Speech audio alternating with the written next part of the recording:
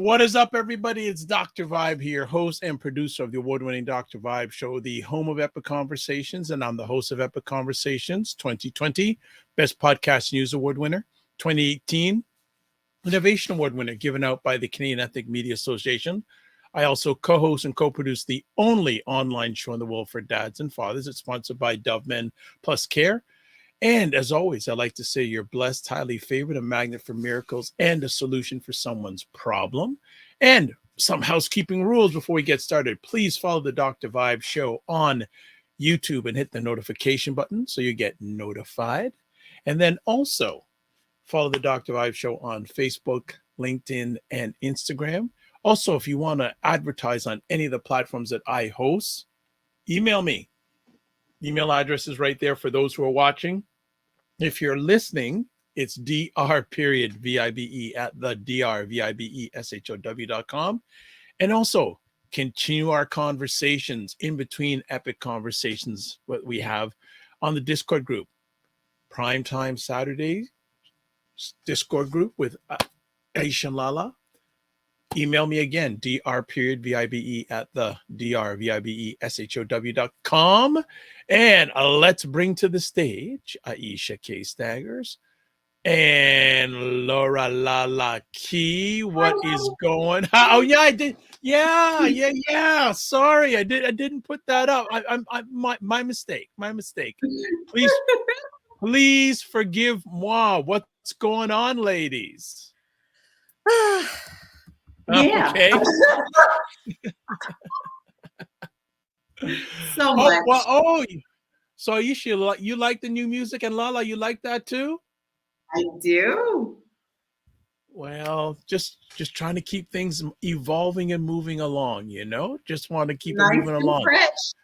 Yeah, well, and we got a different background tonight. I know, and it's nice. I love it. So there we go. There you go. New things going on. We're evolving. How was everybody's week? Good. Yeah, it was pretty relaxing, the usual nonsense, and we'll get to that. I just want to talk about the highlights, not the questionable likes. Yeah. My daughter's birthday was yesterday. She turned 21. Happy belated. So now there are no more babies, just adults. I know. Well, we haven't tested the waters yet. We'll see. The next time I have to send her in to go get a bottle of wine for me because I don't feel like getting out the car.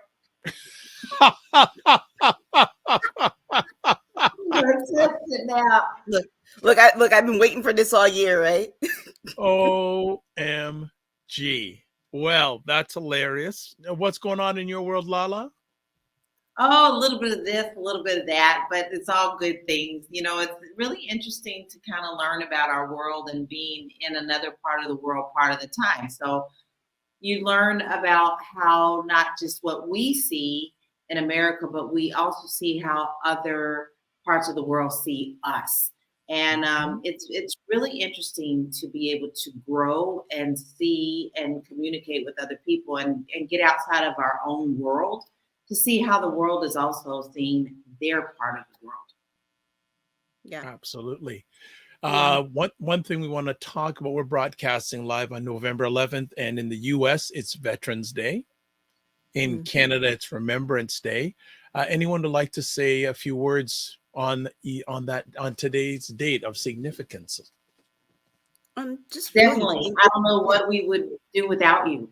Honestly, you're doing something that for me wasn't really an option. I never saw myself being in the military, but I watched my sister leave and grow and was in the military, and she saw the world. She introduced me to so many things like good food and how to be a good world citizen. But it's the families as well as the veterans who I want to make sure that we talk about today, because the families do sacrifice for our country. And I am grateful for you. And I thank you for your service, whether you served in the past, whether someone in your life has passed serving. You are the gold of our country. So thank you. Yes, and as the world is in so many different conflicts, and our our soldiers are called all across the world to help, whether it's to mediate conflicts or to even do just humanitarian service, because people forget that a lot of the time they're doing humanitarian service that some of these countries need, and they need our assistance to do it, and they're also protecting our citizens overseas as well, and so they do a great service. And I just hope that we as a country learn to do better service to them. Our veterans shouldn't be struggling for healthcare. They shouldn't be struggling Mm, for food. They shouldn't be struggling for through homelessness or mental health issues. We should revere them and appreciate them the same way that we should be revering and appreciating our elders and our elderly. Because remember, there are veterans who are still living, who have gone through a number of our wars and conflicts.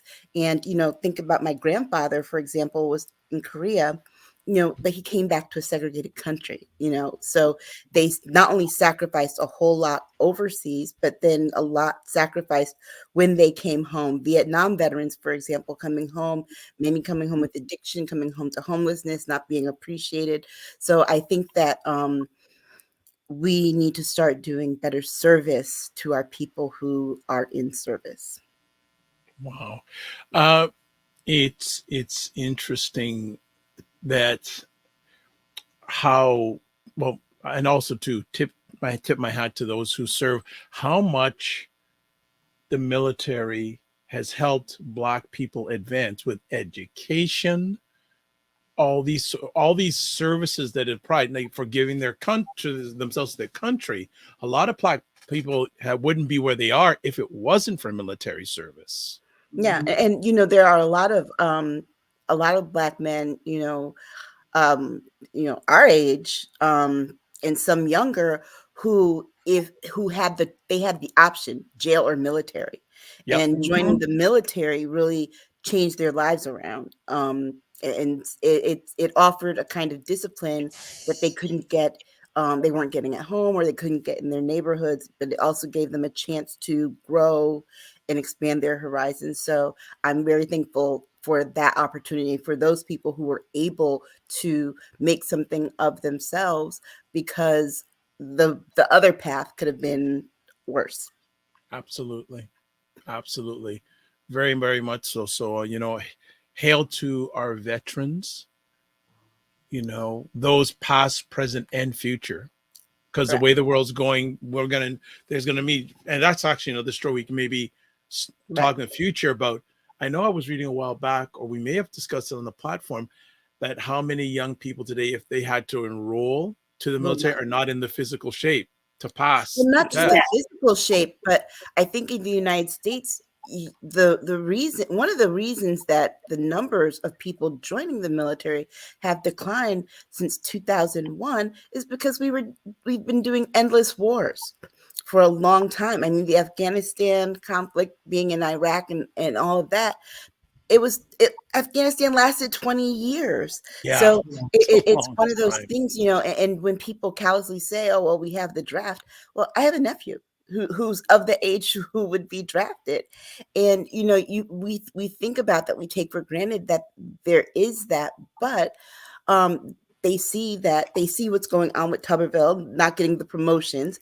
So those things are happening. We see that again, how they treated, how our Congress treated our own veterans, Yes. who were in Afghanistan and not wanting to pass their health care, and the things for their families. So there aren't any real incentives anymore for No. people to join. The GI Bill, they're pretty much trying to gut that.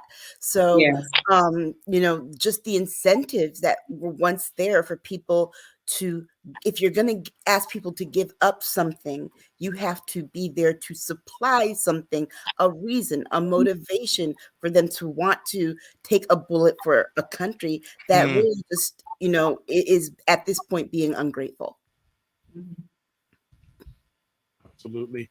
Anything you want to add, Lala? No, no, Aisha said it all. I wish our government would They want you to fight. They make it so that you be proud, be this and do this, but then yet they come back and they face the hardships that they do when they should not. And I think our government needs to step up and be more honorable to our veterans and to give them the support that they need because they have put their lives and their mental on the online as well. Many come back and still need to deal with the effects of what they have seen outside of our borders. Right. Okay, so before we go further, want to say shout out to you. Hello, Jen Myers. How you doing, Jen Myers? Also, green-eyed baby. So true. We have let our veterans down. To be a rich country, we are horrible to our veterans. Horrible. Yeah, and Fitness IQ Cam goes evening. Okay, so I know we got a lot of things to share about tonight, but also Green Eyed wants us to quickly talk about the subject. So I thought we'd bring it up because I wasn't aware about this. Can we talk about Sarah Huckabee's latest scandals? She's been caught paying a fictitious company $1,400 a month in a restaurant, $65,000 for food for a rally. The Donald Trump grift doesn't fall very far from the tree. Let's just remember who her former boss is. And this is like capital A+ Republican MAGA crazy, right? So there's the whole thing with her paying, what was it, $95,000 or $20,000, whatever, for a lectern for her to stand in front of when they had a perfectly good one for the last governor that wasn't that old, and she's hiding the paperwork behind that. She's on this rampage about this wanting a 6-week abortion ban. She's on this thing about wanting to ban CRT in schools, which is just not a thing in K through 12 education. She signed a law saying that Latinx couldn't be used by the state government and banning books and all this other stuff, but she doesn't want to be held accountable for the stuff that she's doing. This thing about her paying this fraudulent company $1,400 a month. If I'm not mistaken, and I read this correctly, the company is somehow owned by a friend of hers. Oh boy! It literally, oh boy! it reeks of money laundering. And then the $65,000 for food at a rally. That's cool if you're going to pay that out of your own campaign funds, but don't take that from state government funds that taxpayers are paying their dollars for, because you cannot do that. That is illegal. That is against campaign finance laws. And and look, you know who's going to learn that lesson? It's something I want you to all to keep an eye on next week and the coming weeks.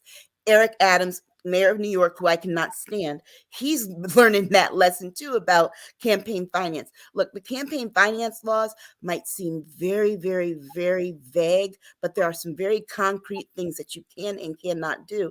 And you can use campaign finances for things, but there are things in the state code when you work for a state that you cannot spend money on. And political activities, and I used to work for 2 state governments. Political activities are not something that you can use state funds for.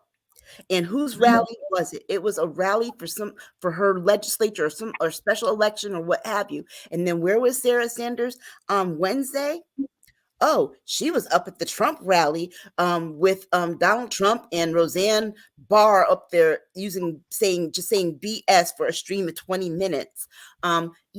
So you know what?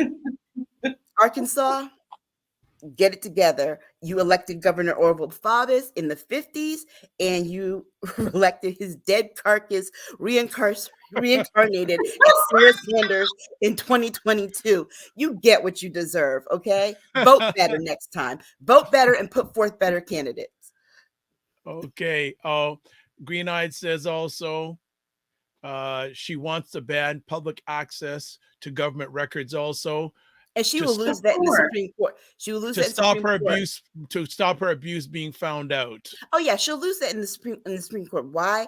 Because as anything that the public has a vested interest in paying money for, one, it's transparent. Like in South Carolina, I couldn't stop having my salary every year blasted in the newspaper, but that's because the state law said if you made over $50,000 a year, that was their accountability. They ran, it was like several pages of the newspaper, everybody and what they made. But here's the other part of it too. We have the Freedom of Information Act. Okay. That she's not going to get around because that's a federal law. That's not a state law. So newspapers, journalists are going to sue the hell out of her. And the reason, it's not that she doesn't want the public to have access to government records. She doesn't want those journalists in Arkansas that are holding her accountable to have access to the records, because they have been FOAIing her from here to Kalamazoo. Okay. Just off, firing off these papers saying, hey, we want access to this, we want access to that. And she can't get favorable press anymore. But here's the thing. When you do dirt, expect your dirt to start coming out from under that rug at some point. Okay? It's gonna happen. And you know what? She lied to us for 4 years. Multiple times. It's what she deserves. It's what she deserves. And here's the thing. The problem is you can't lie like as governor the way that you tried to lie as Donald Trump's press secretary. That's right. It's a totally different ballgame. Right. Because not only Donald Trump appointed you, you were hired. These people voted you in. They will vote you out. They sure will. Well, family, do you think we've already got a good appetizer? I think. Oh, yes, I think we're warmed up. Sorry, Daddy can't save you now. No. Oh my goodness! All right, I'm gonna put Aisha made this comment on YouTube. I want to get everyone's feedback on this because I think we have a tagline for Primetime Saturdays. I left out the second all in all, but yeah. When she goes to the all new Primetime, where we make sense of the news and nonsense in the U.S. What do you like? I like that as a tagline. Do you like that? I do too. I love that. Where we make sense. Okay, so we're gonna, as we adjust the branding. I think that Aisha did. By the way, if you watch the beginning, she made the overlay, family. So you got to bow. So somehow we got to get where we make sense of the news and nonsense in the U.S. as part of that. Yeah, I was going to put that there, but there's space, so I will add that. All right, wonderful. I think that is wonderful. I think that's great tagline. And Green Eyed says, yes. So we got to vote in. Yes, fantastic. Low, yes. Right. So this, and if you want to vote in and you want to have more of a say and also suggest some topics early Discord for us to review, join the Discord. Join the Discord. Yes. That's where it all goes down. Yeah, because actually it's been hot and heavy this week. I actually got an email from Cinnamon Canella. Mm-hmm. She asked me some questions and then I just answered her back on Discord. And it was just better than Gmail and maybe spam or all this stuff. It was just easier just to do it through there. So we're just going that route. So get ready. If you're watching live on the replay or if you're listening on the replay, we got a lot of conversation topics tonight. So be ready. It's going to be fast and furious and it ain't a movie. It's live. All right. First conversation topic. This past week's elections in America. Talk about it, ladies. Well, you know what? We actually probably should have reversed the two subjects and put the bedwetting over the poll first, because remember the poll thing happened first and then the election. And you know, here's the thing about the elections on Tuesday. We were watching 4 states, primarily Virginia, Mississippi, Kentucky, and what was the other state, LaLa? We were watching? Was it Ohio? Ohio, right. Was it? So the voters are speaking, and after watching the debate on Wednesday with Republicans, I don't think the Republican Party is hearing the people. The people don't like these strict abortion bans. Why? They want government out of women's bodies and business and people's bedrooms and leave the decision up to the individuals. They tried to, the problem is that when they overturned Roe, it's like kick it back to the states. And now they're talking about, no, we need a federal ban because we can't trust the states to do this, because the moment that they do something we don't like. That was probably one of the smartest things that the Democrats did, was then to go and try and get all of these ballot initiatives around abortion on all of the states. So let the people send the message, let the people vote. And all of that down ballot, it is working. You know what? Who else lost big? Okay, the little CRT Karens, the Planned Parenthood, Moms for Liberty. Moms for what are they? Moms for Liberty. They lost. Yeah. They were running for school boards across the country. By the way, I want to congratulate my friend Nakimi Cunningham Hayes, who did win a school board seat in Meriden, Connecticut. Yay. But Moms for Liberty were all over the place trying to run these school boards.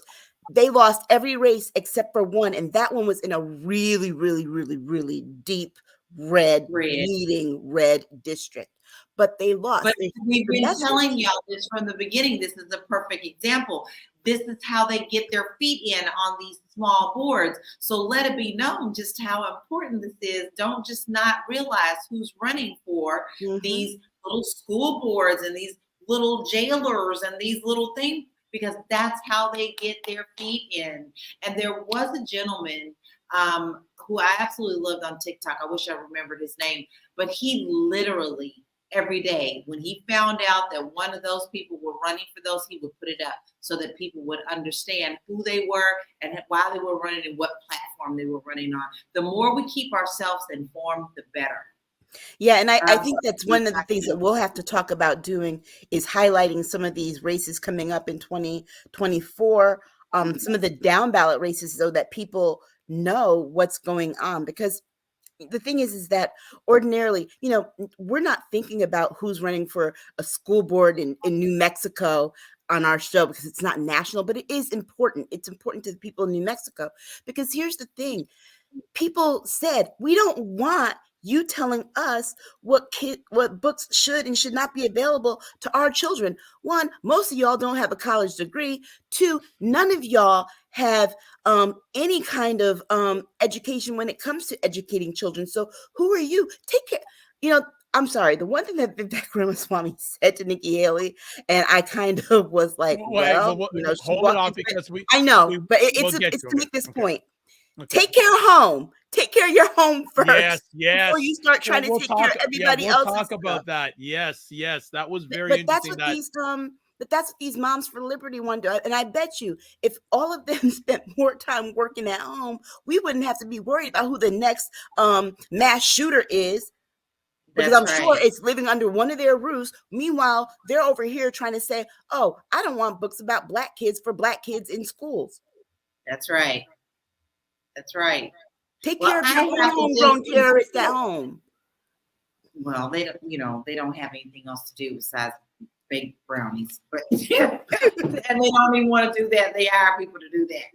But I have to say, I am so proud of my home state, because I was really worried about Kentucky, because Mitch gets his money clause in there. His wife gets his money clause in these votes, and Brashear pulled it out, and Cameron is out. He is not there, and I'm hoping and praying that this is the beginning of the fall of the house of McConnell, because he's zoned out, and I think he's put all his focus into definitely trying to get Cameron into a place where he wanted him to be before he retired.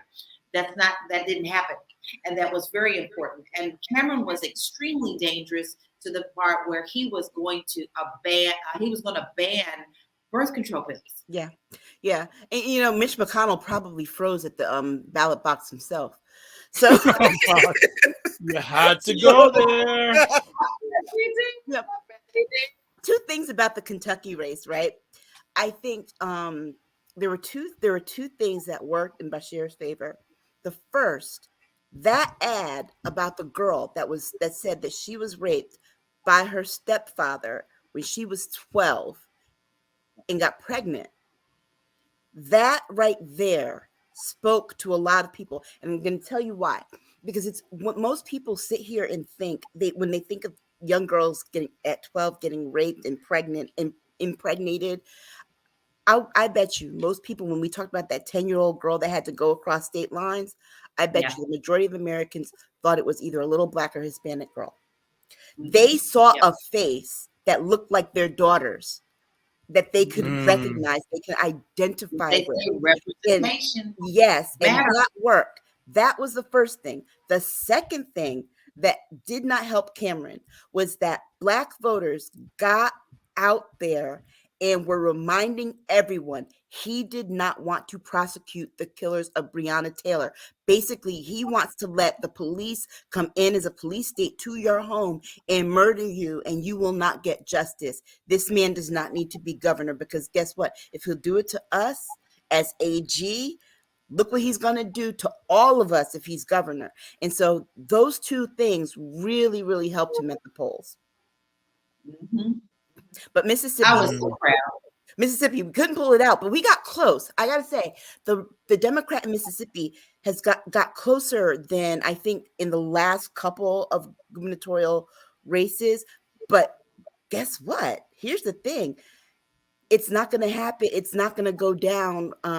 The incumbent, he's not going to go down without a struggle, because just as soon as that, that election was a struggle, the counting and everything, what happened? Because they tried during the voter interference with the not having enough ballots in Jackson. But what happened? They started talking about the thing that he did with Brett Favre and the money, the missing welfare money, welfare money.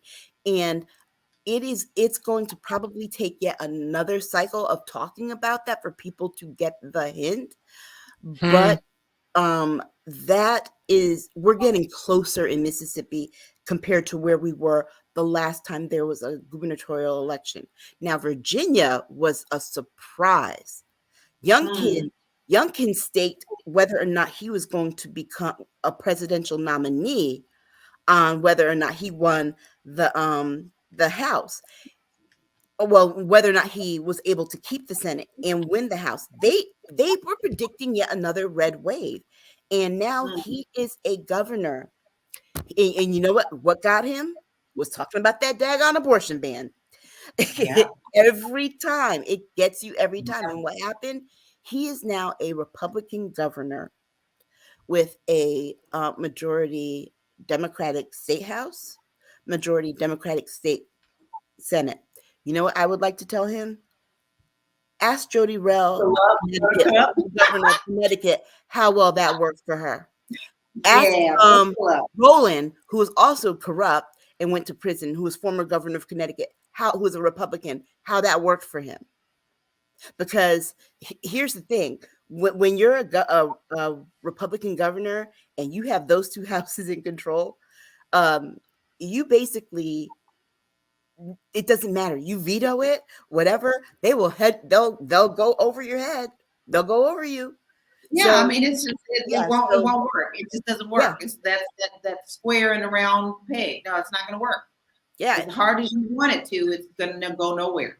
Yeah, and the people in Virginia are telling you right there. And you know what? It took a couple election cycles to turn the tide in Virginia, but what happened? What was it that started shifting it? It was Charlottesville. Remember, Charlottesville is in Virginia. What happened there? Right. What happened there? Taking down the Confederate monuments and all of that stuff started the real turn of how people are voting. And so there are a lot of losses that Democrats have suffered legislatively with Congress and with the Supreme Court. However, everything that the Supreme Court keeps overturning, guess what? The people are like, well, you know what? Federal government's not going to do it. We're going to do it at the state law. And if Democrats are smart, January 1, every state put a ballot initiative on guns, on Yes. having your state mandate you need a license to own a gun. Why? You need a real estate license. You need a license to get married. You need a license to drive a car, a license to drive a truck, a license to practice law, a license to practice medicine, a license to teach. You need a license for just about everything in this country except for guns. And guess what? There are two things that you don't really need a license for. Guns are to have kids, but guess what? They will take your kids away a lot faster than they will take your guns away. Okay. Yeah, well. So let's be very clear. Start working with the elections this week. Tell us about the elections next year. It's those ballot initiatives. If they're going to try and take our rights away at the federal level, then we need to start putting those back and restoring them back in our states and in our local governments. Agree. All right. Jen says yes, that Ohio did well. 100. LaLa, you're happy about your state. I am. I'm so proud of them. But now let me also say it was a little closer than I always like. But we always have those hardcore red areas that have never turned blue. So I wasn't surprised about that. But there were a couple of districts within Kentucky that did really pull it out the other direction, because Bashir really has done a wonderful job in Kentucky. He is compassionate. He's a fair man. He's an honest man, but he's also tough, and he knows how to stand up and speak properly and get to the people and make them understand why things are important. So Bashir is an excellent candidate to represent us, because he really does take into account both sides, but he also knows when to say enough of this BS. We're gonna proceed the way we're gonna proceed. And his actions with Brianna and actions with the shooting that happened there were very honorable. And I'm really seeing him go a lot further than what he's doing in Kentucky, and I hope that he does. And I think that's something else that endeared him to the people too, was his response versus the response of his competitor there. When that shooting took place, he lost someone personally in that shooting, and he acted with compassion. He didn't do political double talk, and that is what Cameron did in that moment. And here's the thing: these tragedies, these climate tragedies, these mass shootings, these kinds of things like this are what really tell and test. They tell you, the people, but they really test what a governor is made of. And whether or not they can handle not just the state, but that is also how we judge whether or not someone is okay to run the country. Okay. I have yet, the 300 some odd mass shootings that we've had in this country, I've seen Joe Biden has had to deal with every last one. I have yet to see Donald Trump address any of them.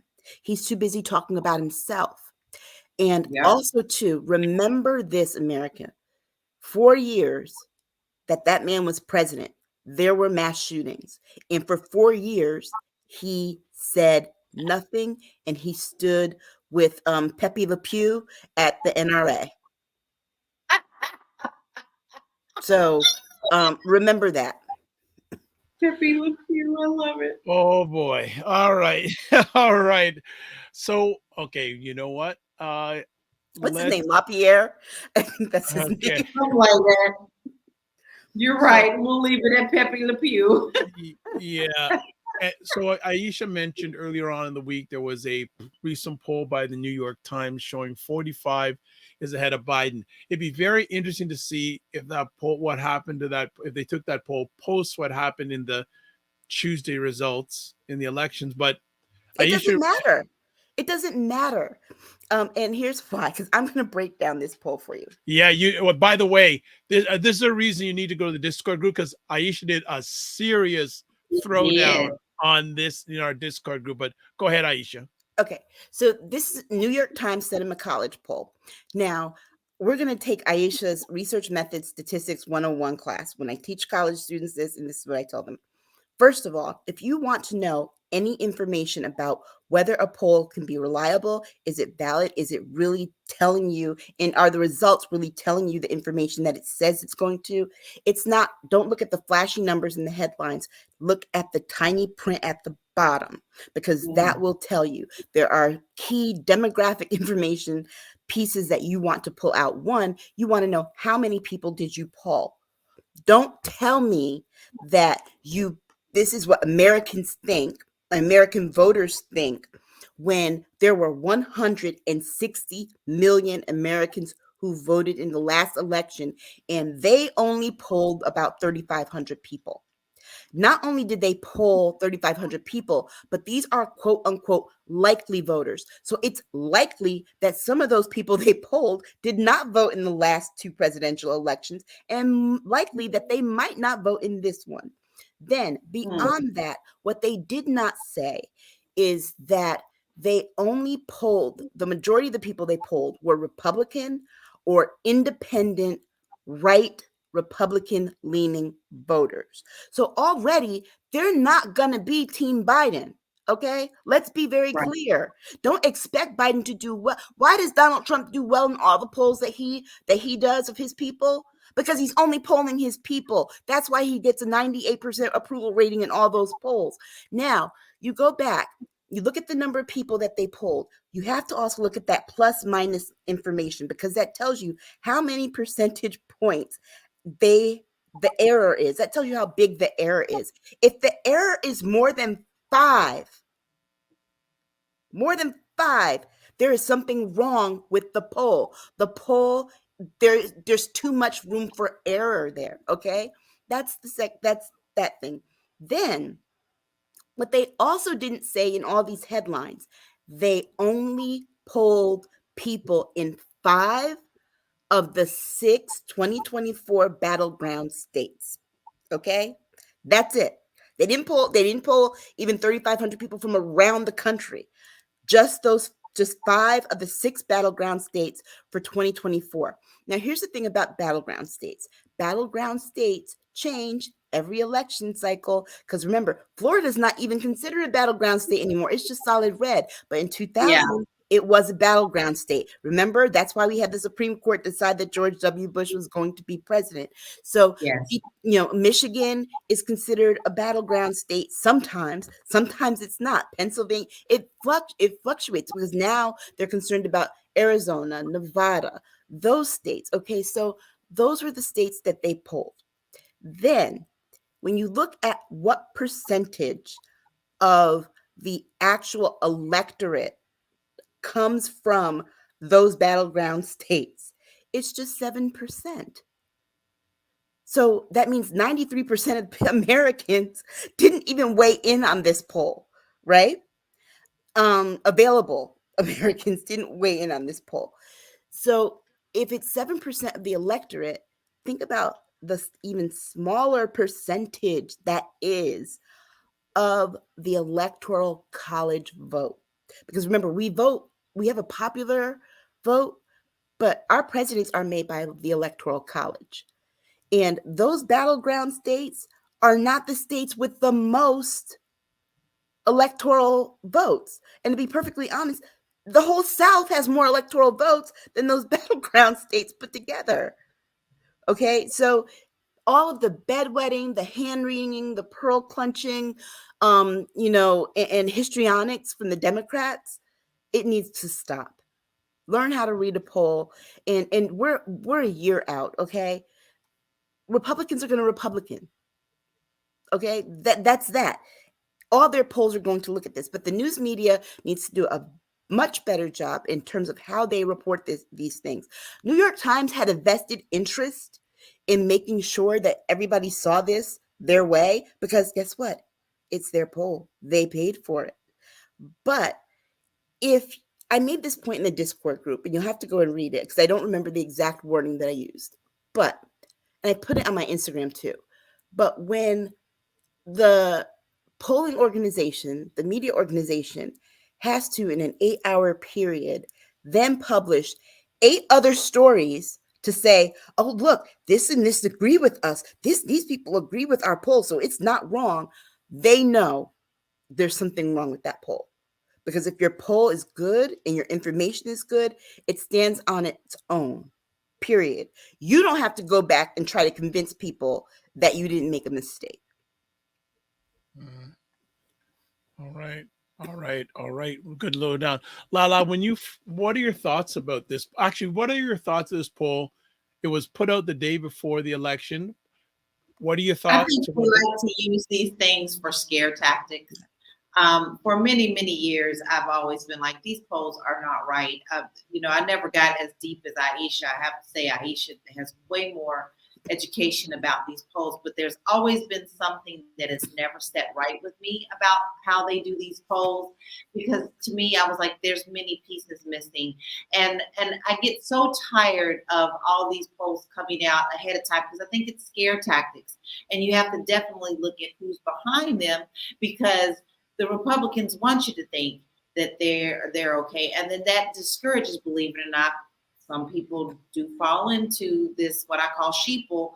Oh, well, what's the use of me going out to vote? But that's what they're counting on.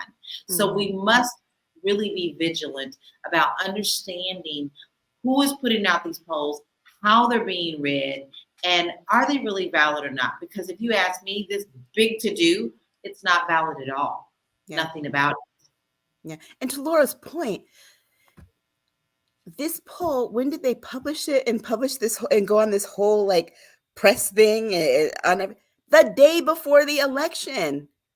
Yeah, that's deliberate. Because I promise you, they didn't just poll people over the weekend. They did that. If they did it with a college, they did this probably about a month out.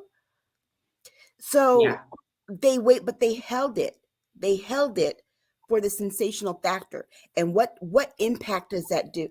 That, we've been talking about misinformation and disinformation, and the New York Times should be ashamed of itself for putting out this disinformation and misinformation the day before an election. They could have changed some races based upon that. People stayed home because they read that. People didn't show up because of that. And I think at some point we need to start holding our media accountable for these things. If voters started suing these media conglomerates for them and their misinformation impacting the vote, I bet you they'd stop. Yeah, I agree. But everything is gone amok. Absolutely everything. I mean, everything you read, everything you can't get away from it. I mean, it's really hard. If you pick up social media, it's there. If you pick up, a newspaper, it's there. If you pick up a news source, it's there. So you have to educate yourself. And now it's beyond important for you to take the time to sit down to really learn about what you are for and what you are against and how you need to go about it. It's like a game plan. It's no different than a football game. Right. They have plays. They know what to do. They know when someone is going to call this play. All right, what do you do when they call this play? Then everybody needs to execute. This is what you have to see it as. This is a game, and you need to learn how to play it to win it. Right. And, the shame of it all is that the New York Times has name recognition. It has a reputation. People believe it to be a reliable firsthand news source. And they used that legacy that they have to dupe the public, to scare the public, and to drive traffic to their site. And they should be ashamed. Is that what you call clickbait?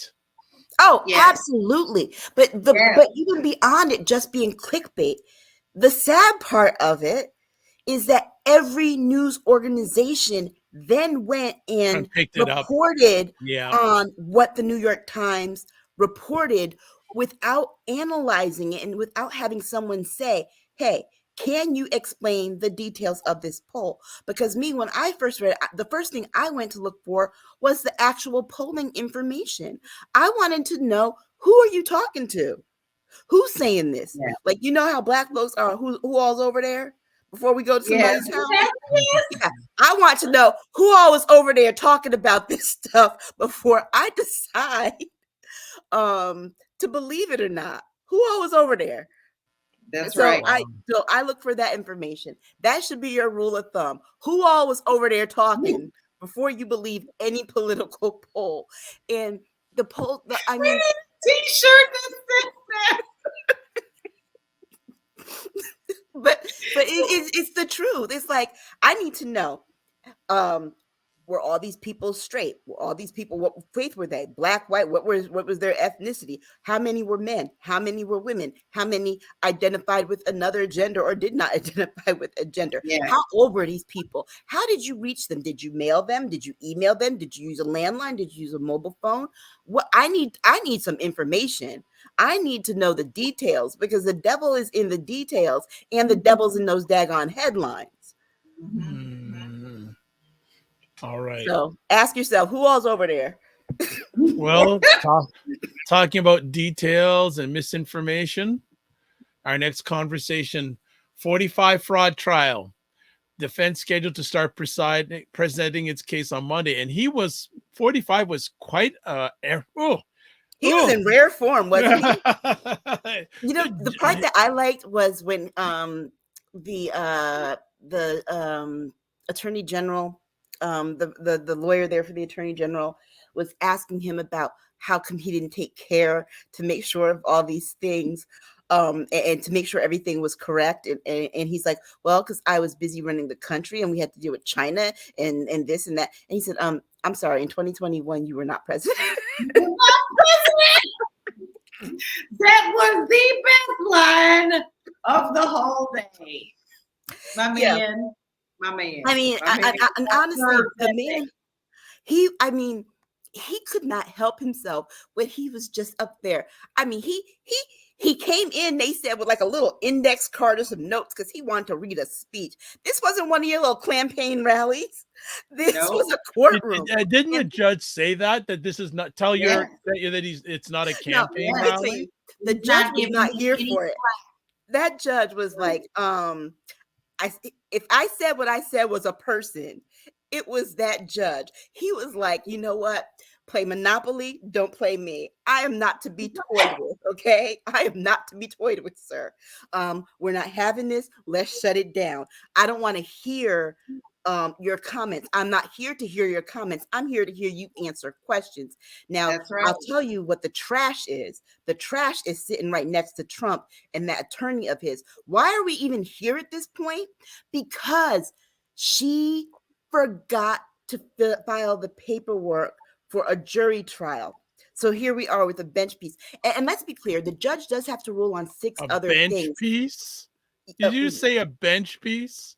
Well, it's a bench trial, right? So, but I'm saying, when I mean this bench piece, there are pieces to this trial that are all making up this one thing. There are 6 things that he still has to rule on, but the overarching thing that he did was say, "Hey, this is fraud. Why are we debating the fraud part? What you need to be telling me is whether I should charge you $250 million or take all your shit away." And pardon my French, but take all your stuff away, right? So he's not impressing upon this judge that he really, really wants him to go easy on him. He's making it hard. And every time he goes out and talks smack, that judge just sits there and says, cha-ching, sure does. Adds a 0 behind whatever it is. And Letitia James, Donald Trump, this is his comeuppance. He is so angry and so that this unbothered Black woman is sitting there in the courtroom looking at him the whole time, and he can do. Didn't even say something about she didn't even know where the building was, and she was like, "Sir, I look right at that building every day. My office is right across the street from it." Right, but the other part too is like, he's like, "Oh, she doesn't have the right to do that." Guess what? Oh, fraud. When you everybody knows this. Okay, I just watched, my daughter and I were watching an American Greed marathon earlier today, and they said it in one of the other things. You cannot tell a bank that you have more assets than you do to get a That's loan. right. That is fraud. It's fraud. It's fraud.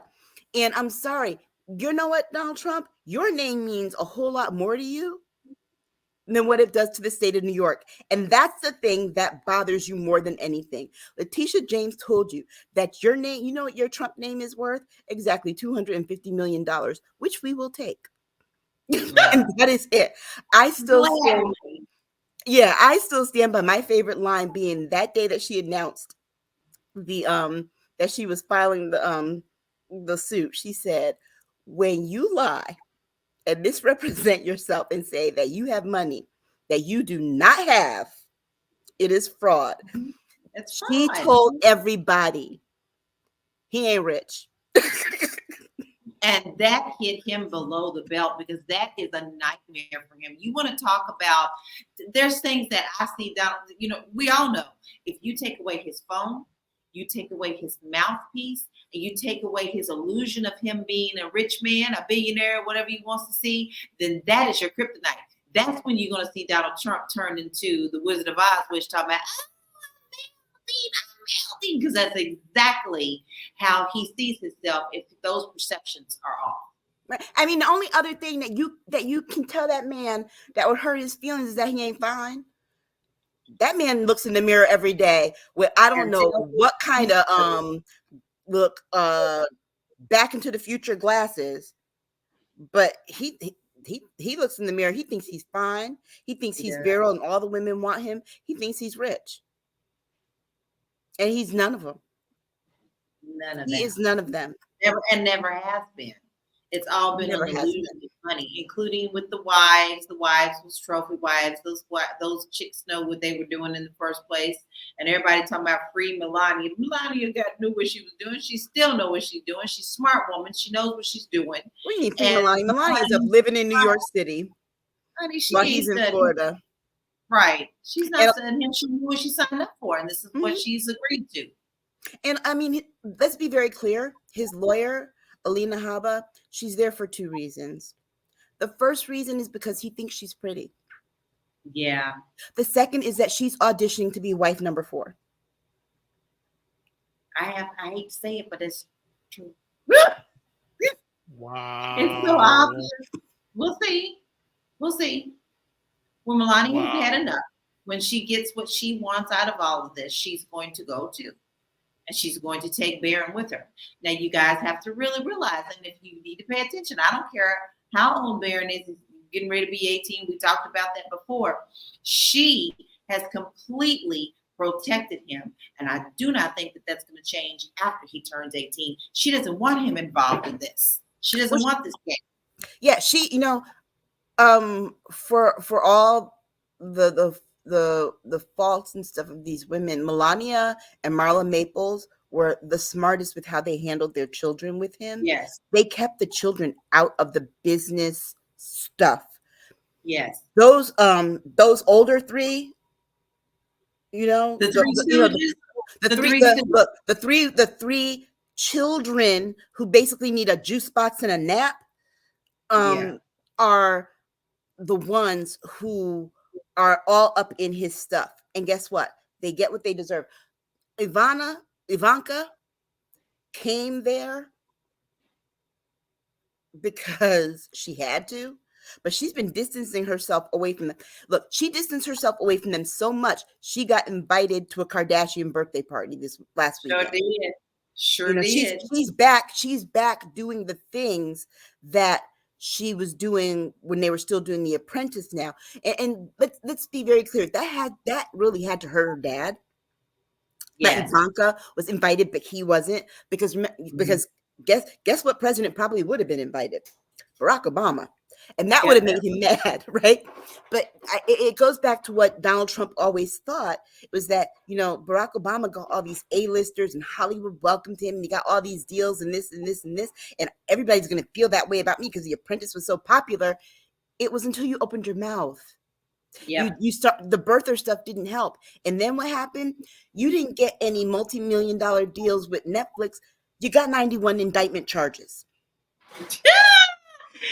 Play stupid games, win stupid prizes.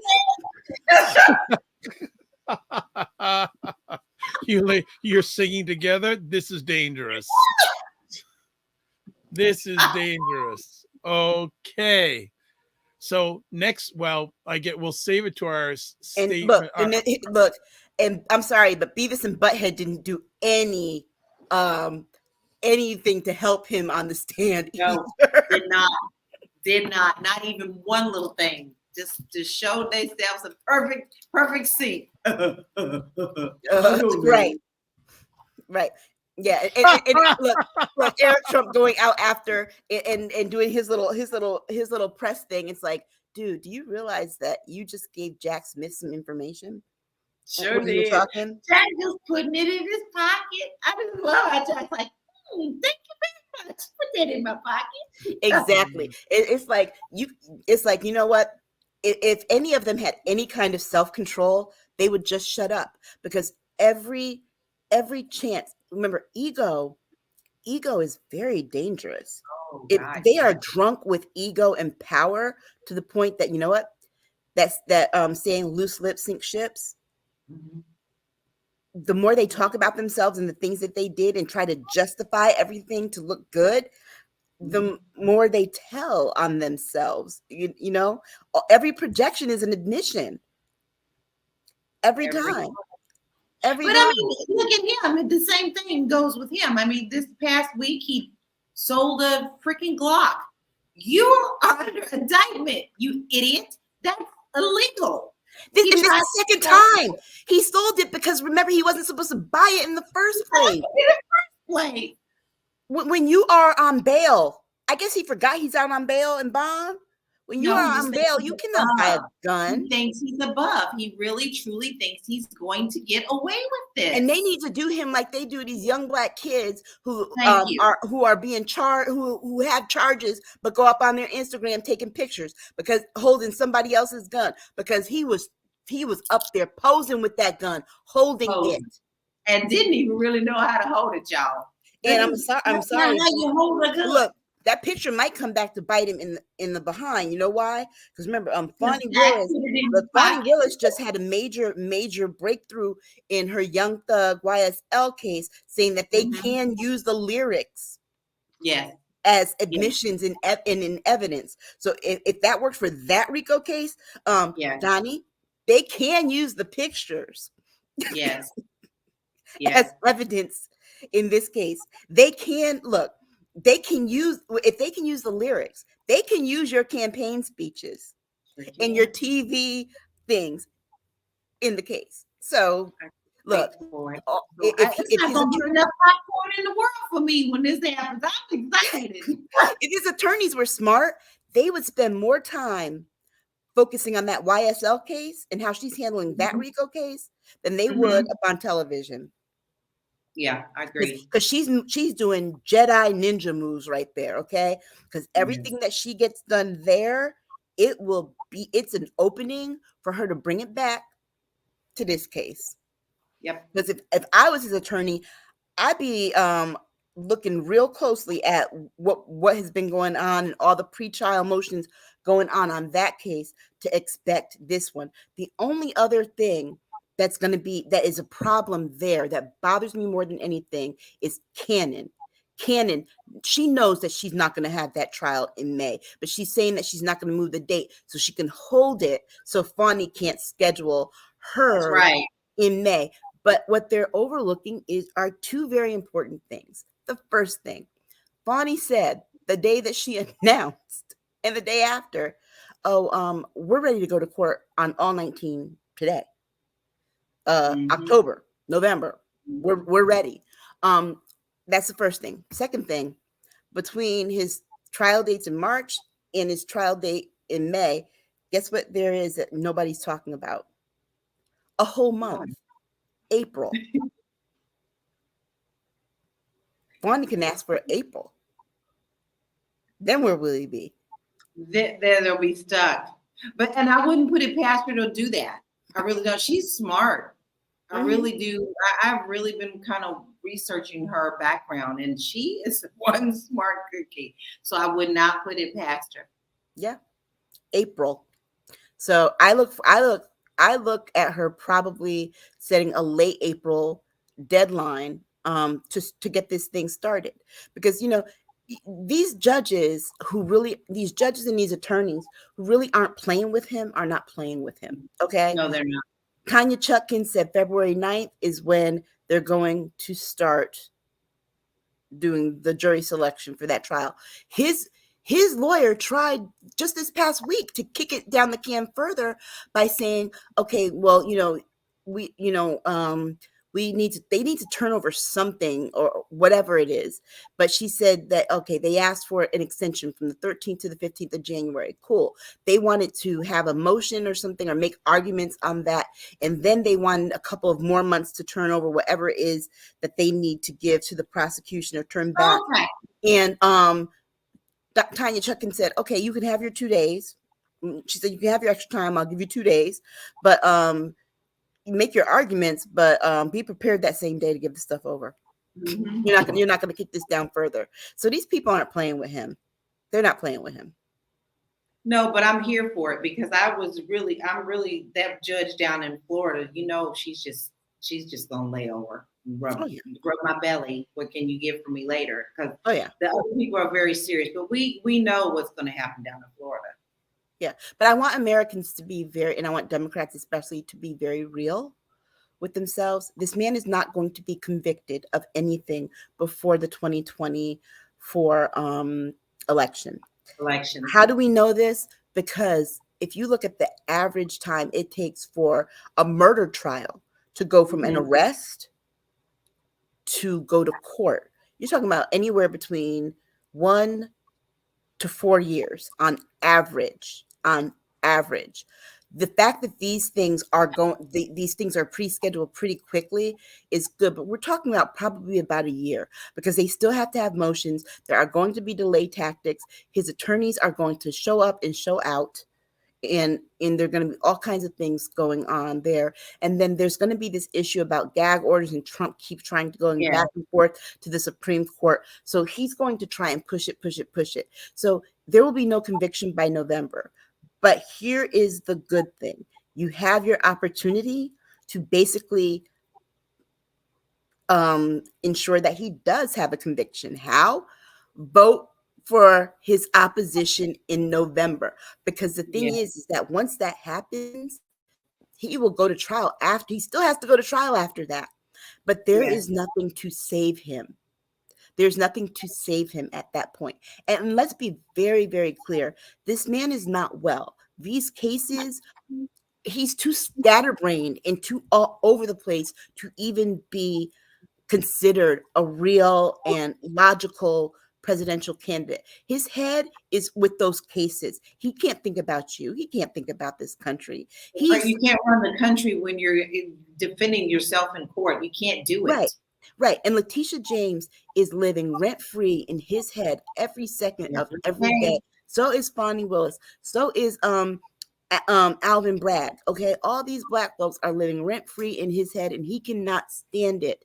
And if you ask me, every time he talks, he has not given a comprehensive campaign speech at any of these rallies. He's wandering, he's meandering, and has the nerve to talk about Joe Biden getting sleepy after traveling. This man cannot. This man talked about whales, wind tunnels, and things like that. His trials. He did not once talk about what he and in retribution. He did not once talk about what he will do to bring down the price of gas, which, by the way, has gone down significantly. I noticed. What he will do to bring down inflation. So as long as he's not as long as he's talking about himself, he's not talking about you. So you should not be thinking about voting for that man, period. And these cases are more evidence as to why he needs to be in jail, not in the White House. Well, then, I mean, I still say that Colorado is definitely still going to set this precedent about if he's going to even be put on the ballot in a lot of states. And Michigan will follow suit. Yeah, I agree. So we really need to be paying attention to what Colorado's doing, and it looks like they're going to be successful at this. Minnesota is also just as far along as Colorado is, and once Colorado sets this and it sets a precedent, it will open it up for others. It will open it up Yeah. for other states. That doesn't mean that people can't write him in, which I'm sure Right. they will. But the fact of the matter is that it sends a message to him. Yes, it You're does. not above the law. And when you do insurrectionist things, you'll be treated like one. And here's the irony of this is that he's being tried for an insurrection. He's being kicked. They're trying to kick him off some ballots for insurrection. What does this man say he's going to do day one? He's going to enact the Insurrection Act, which means the federal government can stop people from protesting. And you know, the Insurrection Act is the thing that like Eisenhower he enacted to help the National Guard help the kids at Little Rock go to high school, to go to and Kennedy did for Mississippi, so James Meredith could go to college in Mississippi. I mean, that's what it has traditionally been used for. So now he's talking about using it toward people like. Guess what? If he already tried to do it in 2020. He's using it Black for Lives his Matter. He's gonna, and he's going to use that so the government can stop people from voting. The other thing too that I want you to pay very close attention to, because he keeps every interview he does when he talks about these cases, and he talks about the retribution. He says, I'm going to do this act, and that means if anyone who is running against me does, and I don't like how they're doing in the polls, I will charge them and have them arrested. It's not the fact that he says he's going to do that. It's the fact that he says if anyone is running against me, we have a 2-term limit for the presidency in this country. When he says that, if he wins again, he couldn't be a 3rd-term president. He's telling you without saying, explicitly, I'm going to get rid of term limits. That's exactly what he's going for. But he wanted to be a dictator. Testing the water. He wants to be a dictator in all forms and fashions.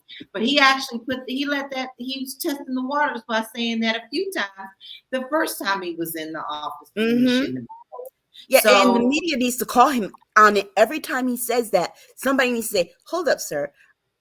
If you win again, that will be your 2nd term. You cannot run again. So if somebody's doing, you're not going to have any opposition because you can't run again.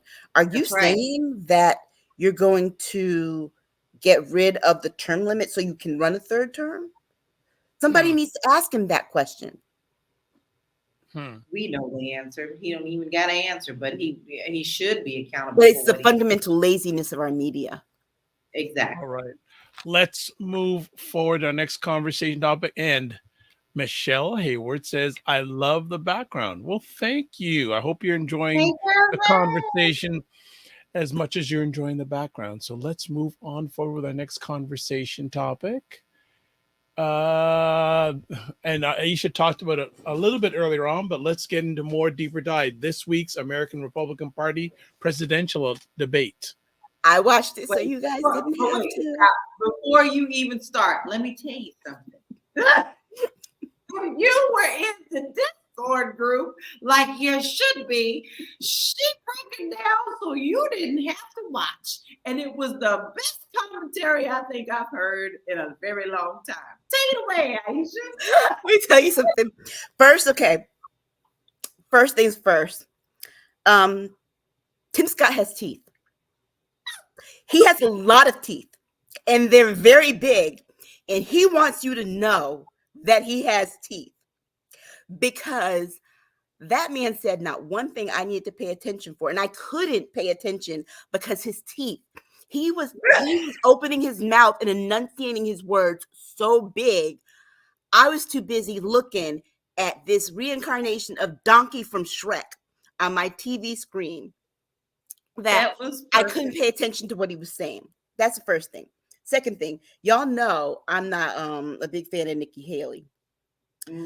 She's been practicing that line about her wearing 5-inch heels and only if you can run in them, since Sarah Palin said about being a soccer mom, difference between a soccer mom and a pig, heels and lipstick. It's like, God, Sarah Palin called from 2008. She wants her line back. Vivek Ramaswamy, if you ask me, he won the debate. Why? Because everybody agreed on one thing. They all hate him. They all hate him. They do. Nikki Haley called him scum.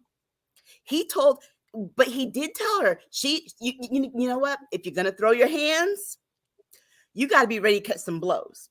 Okay? So she made fun in that last one about joining TikTok.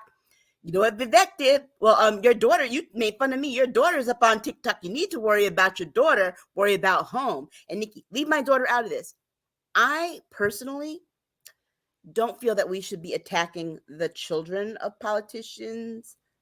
However, my limit is when it's children. Nikki Haley's daughters are older than mine because I remember when she worked at the State House and I worked for a legislative commission and her daughters were like school age and mine was a toddler. So, I mean, he didn't have to go after her, but the bottom line is that Nikki Haley, I think that was also more of a cutting thing to her about worrying about home, because there had been some talk when she was trying to run for governor the first time in South Carolina that she'd been having affairs and stuff with, people that were running her campaign. So I think that was like a cut on him at one hand. But the other thing, somebody made this point on, and a post that someone shared with me from Twitter that said, Nikki Haley hates Vivek so much because he did nothing to get on the same stage as her. He's Indian just like her, except that he didn't have to whitewash himself and change his name. He demands that these people pronounce his name correctly.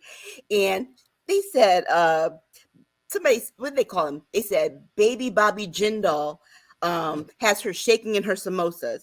Okay. It was a very pointed Indian reference. This was someone Indian who said this, but what they were saying was that what angers her more than anything, she wants to be the only Indian there. That is also why she hates Kamala Harris, because Nikki Haley for years, going back to when she was in the State House, people were always saying she's going to be the first Indian American, either vice president or president, right? And Kamala beat her to it. So now that's why she's on this warpath with Kamala. So you need to know that.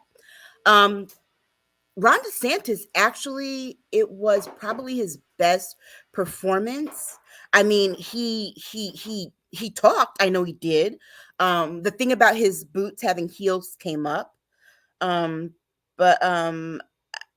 mean, he continued to talk about things that just still aren't popular. He kept going on and on about the abortion ban and the 6-week thing, which Americans just the night before told these Republicans, stop doing that. Stop it. Nikki Haley believes on that issue that the Republicans have to be honest. They will not do it federally. It should go to the states, but she will be down for whatever gets her the election. Tim Scott again says that he is, he's staunch, pro-life, and is for 15 weeks. Chris Christie was there. He was there. I think this is probably where he did talk, and he said, and again, I'm glad Mika Brzezinski the next day challenged him on what he said, but he's like, well, I'm pro-life, but my state has, up to the 9th month abortion, blah, blah, blah, blah. Mika Brzezinski said, what woman is having an abortion at 9 months? I'm sorry, people, let's be clear. You do know that an abortion, or a quote unquote, even a spontaneous abortion, you know what that's called? Labor. That's called your water broke and you're having contractions. A baby is born literally through what is a medical term of spontaneous abortion. That's what they call a miscarriage. Nobody's having an abortion in the 9th month, because guess what? If you know anything about women and women's bodies or the process it takes, what hose is going to suck out a full-term baby? Yeah. What hose with an opening about that big is going to suck out something with a head that's about that big? Mm-hmm. And any woman who's ever been in labor and has seen her body do things it should never do, okay, will tell you. Yeah, 9 months, 9 months of pregnancy. Yeah, I'm kind of ready for you to take this thing out. Okay. Right. I was ready by But 8. then we're doing jumping jacks. We walking around the neighborhood. My daughter came 3.5 weeks early. Okay, they had to take her, and so here's the thing: nobody's having an abortion at 9 months. First of all, you know what that's called? Murder, homicide. 9 months, an infant is alive. That it's illegal. So Chris Christie went in on that thing, but then he did make a point about we have to be pro-life the whole life of the child, not just when they're in the womb. That is a point that I think should have gotten higher. But here's the thing. Talk about that, Aisha. No. That's a point of thing. They let that go in one out the other. They're never going to address that ever. No. And here's the one big takeaway from this: that if anything, not one of them said anything that is going to make them win. They're all Donald Trump is 40 points ahead of his next closest, which is Ron DeSantis, and Nikki Haley's right behind him. At this point, it's just they're just going through the motions, just like kind of like Tim Scott with his girlfriend, who we did get to meet. Her name is Mindy. Corny name for a corny woman dating a corny black man. Who, if you look at her, she looks exactly how you think she would look. You know what? Actually, Tim Scott with Mindy reminds me a lot of Harold Ford Jr. and his wife, the Anheuser-Busch heiress, that he ended up marrying. Yeah. Right. I forgot about that. Because I remember when Harold Ford Jr. Dated a different type of woman back in Tennessee when I was in graduate school and worked for the NAACP there, and he used to come through. I mean, she put it this way: she's got the shade for people to open their wallets for Tim Scott, a black man who is not going to win a Republican nomination for president. It's strategic. Okay. I'm just gonna catch up because Michelle has a number of comments that she's put in. I want to just catch up on. First, she says, as a South Carolinian, I agree about Tim Scott and his teeth. Okay. Next up, she says, Nikki Haley is from my home county. Her dad taught at one of the HBCUs in my hometown. Was it Claflin that he used to be a professor of, I think? She's more than a mess. She did nothing for South Carolina residents when she was in audience. Nope. Maybe in office. Maybe she wants to say maybe. Also, Aisha, you hit the nail on the head about Nikki whitewashing her life. She attended a quote Christian unquote academy, which was worse in terms of whiteness. And I need her to make up her mind about her backstory. Did you attend a Christian academy or did you go to public schools in Bamberg, South Carolina? Because honestly, you can't have it both ways. I need her to also explain to me how she's the only one in a family of 3 kids that has an Americanized middle name when all the rest of them have middle names that are Indian. Nimrata, I need the answers. Okay. Michelle also says, Tim Scott and Lady Lindsay are not into women. He don't have to lie like this. I'm not going there. I don't even think Tim Scott is into anyone. I think he's very asexual. I imagine that if you stripped him naked, there would be blobs where all the parts should be. Okay, not behave yourself. All right, Michelle says Haley's dad taught at Voorhees. Okay, that was the one. College. And I know it was either Voorhees or Claflin. Cinnamon Canella's in here. Then, hi there. Late again, but you're here. No problem. I mean, Tim Scott, at this point, he's just trying to get money.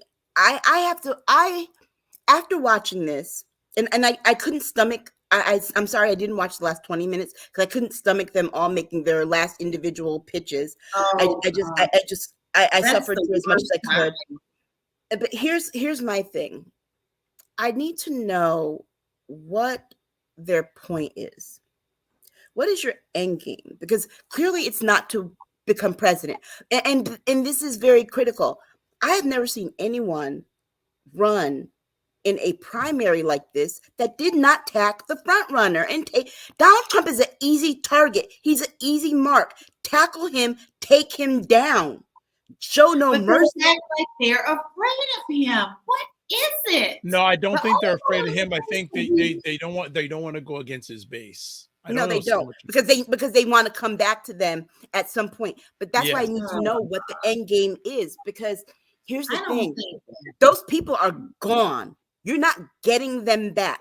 They are not Republicans. They are the MAGA cult, period. They're gone. That's my point. That you can't circle around something that's lost. To me, you're not going to get those people, period. No, I'm really upset that their primary. Let me tell you something. You want a primary with some firecrackers, some fireworks, and where the front runner and the person who was second, people believe were second, they went after each other, and he took her out. Hillary Clinton, Barack Obama, when they were the last two standing. Remember how contentious that was.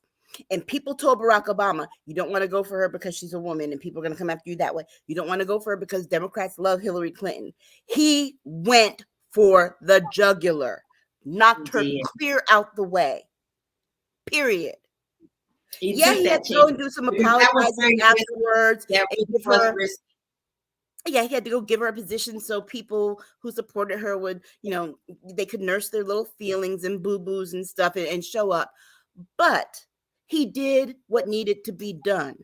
These people are not doing what needs to be done.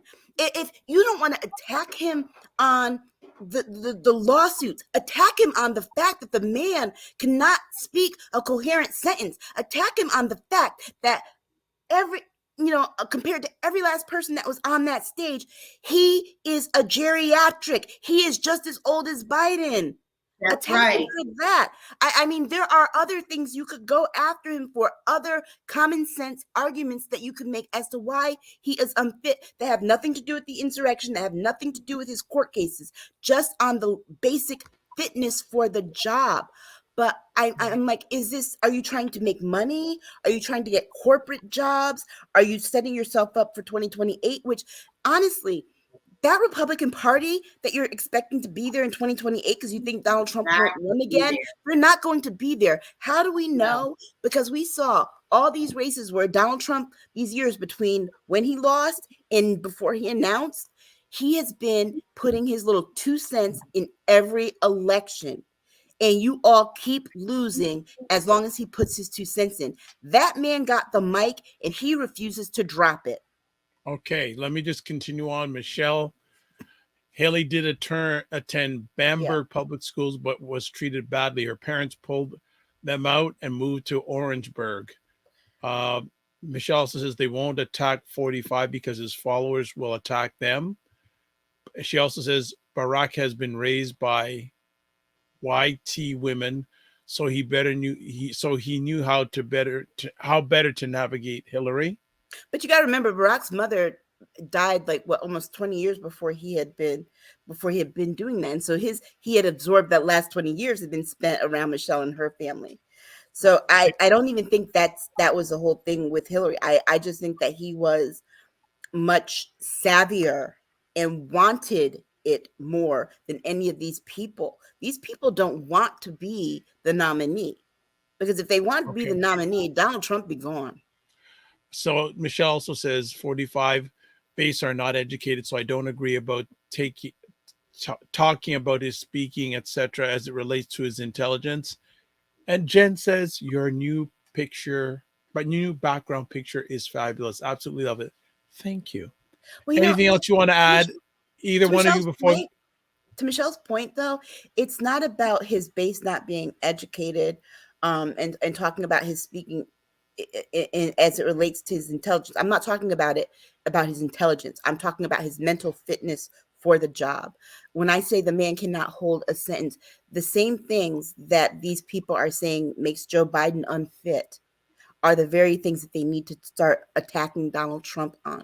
So it's not about him speaking with intelligence. It's about the fact that in a 10-minute conversation with a news person who asks him one question, he will talk about 20 different things. None of them are connected. None of them make sense. And every time he brings up that daggone camera, dog, man, woman, cognitive test that we do for people who have dementia. So that is the part, I think. It's not about intelligence so much as it is about his cognitive and mental abilities to not be 76, 77, right? You know, I mean, because he keeps saying that he's this young, vibrant. No. Look.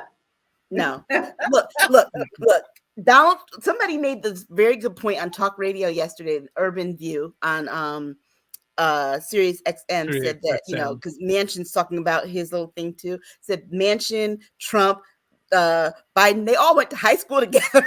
I don't know why they're competing about who's younger. All right. Segue. Let's segue. Speaking of, Joe Manchin says he won't seek re-election in 2024. Boy, bye.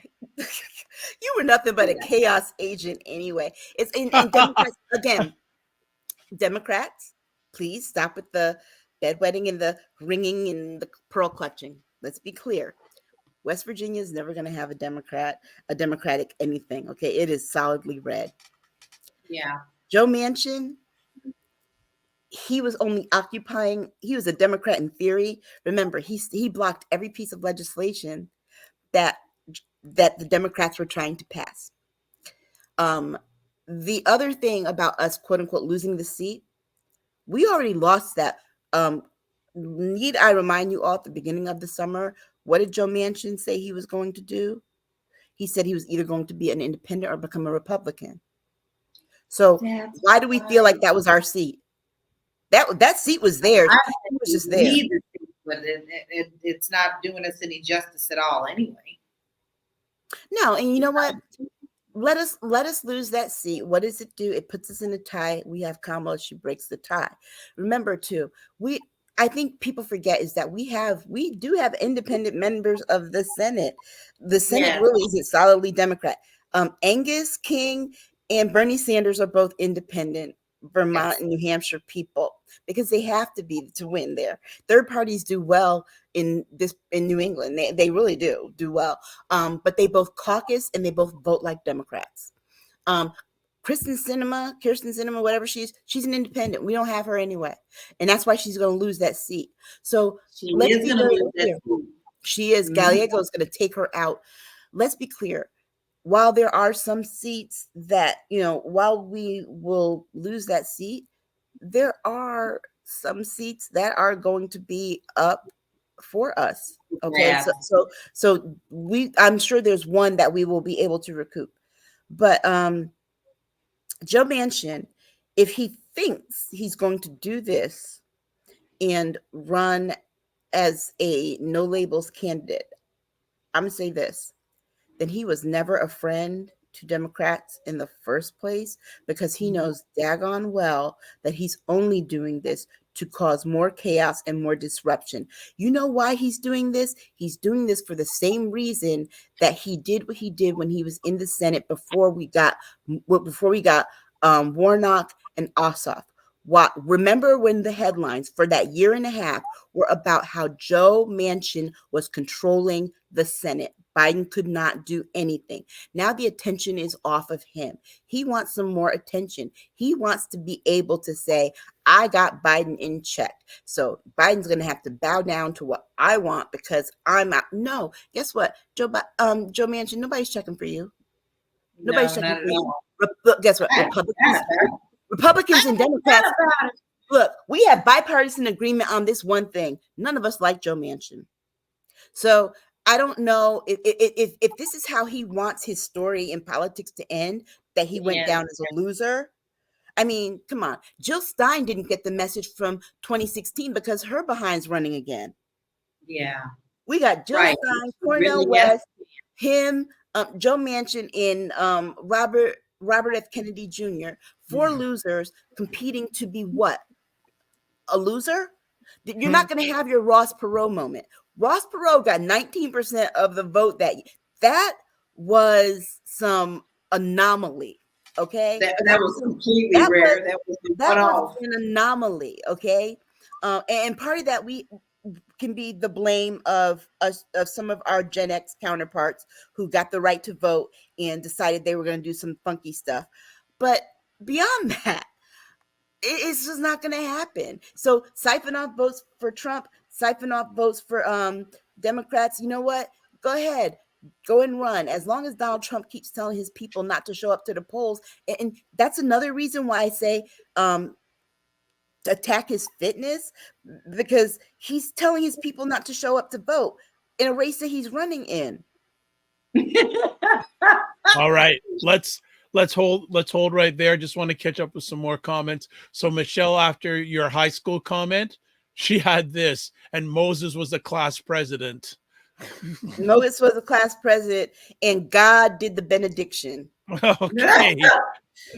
Dr. Tachi says, hello all. What is up, Dr. Tachi, host of Mediascope, the livest online show about media, tech, and pop culture, Wednesdays, 5 p.m. Eastern time on Instagram, then 6 p.m. on YouTube, Facebook, LinkedIn, Twitch, and other platforms. And also closer date, getting ready for Indie Soup Media launch.